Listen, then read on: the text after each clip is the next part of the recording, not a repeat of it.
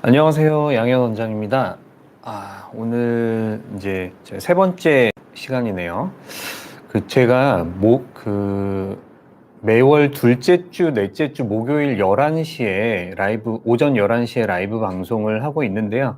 한 달에 두 번씩 하다 보니까 모든 주제를 다 다루기는 어려워서, 눈에 관련된 거, 그리고 안티에이징에 관련된 내용들을 주로 이제 말씀을 드리고 있는데, 그 외에 다른 성형에 대해서 또 궁금하신 부분들이 있으시거나 아니면 오늘 이런 비욘드 영상들을 좀 다시 보고 싶으시면 저희 유튜브에 아이니크 성형외과 검색하시면은 저희 병원 채널 보실 수 있거든요. 그래서 이렇게 검색하시면 저희 아이니크 TV에 이런 눈에 관련된 내용뿐만 아니라 그 외의 내용들 또 다 이렇게 있고요. 비욘디 영상도 저희가 짧게 보기 좋게 이제 편집해서 이렇게 놓고 있으니까 많이 봐주시면 감사하겠습니다.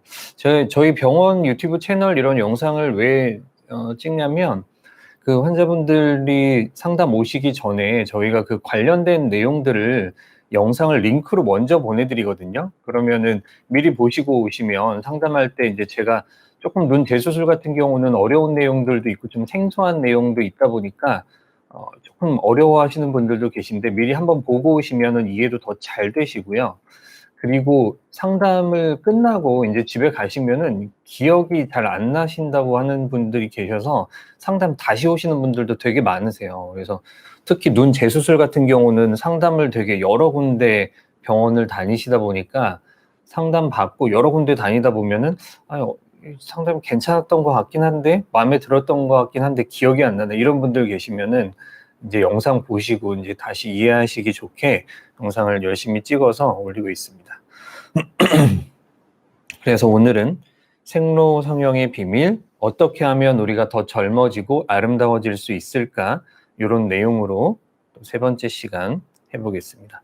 먼저 지난 시간 리뷰 잠깐 해보면, 지난 시간에는 이제 동안의 비밀 시리즈 중에서 눈 위 처짐에 대해서 이야기를 해봤었고요.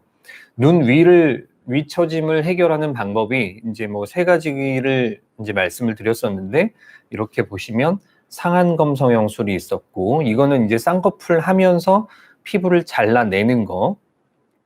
또 하나는 눈썹 아래 절개라고 해서 눈썹 아래에서 이렇게 피부를 좀 잘라내는 거.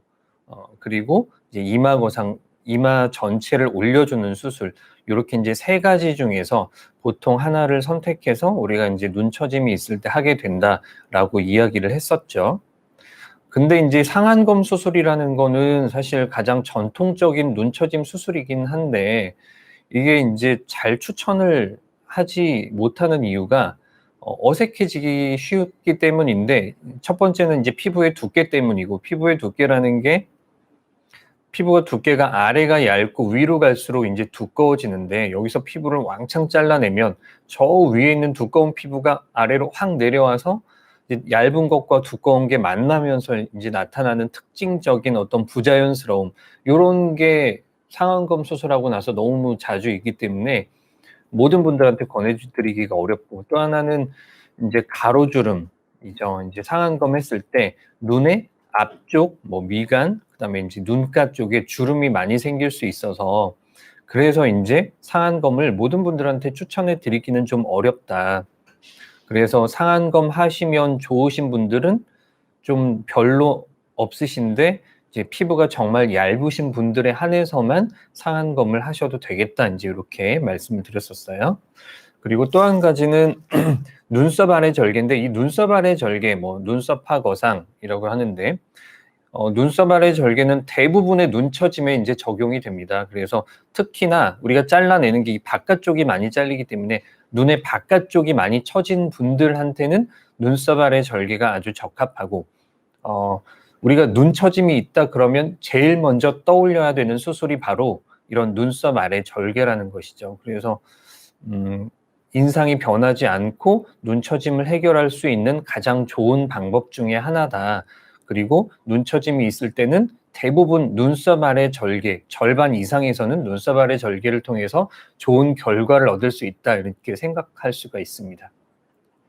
또 한 가지는 그래서 이제 눈썹 아래 절개 이렇게 예시를 보면 이렇게 처져 있을 때 눈썹 아래에서 이렇게 좀 피부를 잘라내서 쌍꺼풀 라인 위쪽에는 이렇게 얇은 피부가 그대로 있으니까 인상 변하지 않고 처짐을 개선할 수 있고, 눈썹 아래 절개의 자리는 이 빨간 자국은 시간이 지나면 다 없어진다는 것이죠.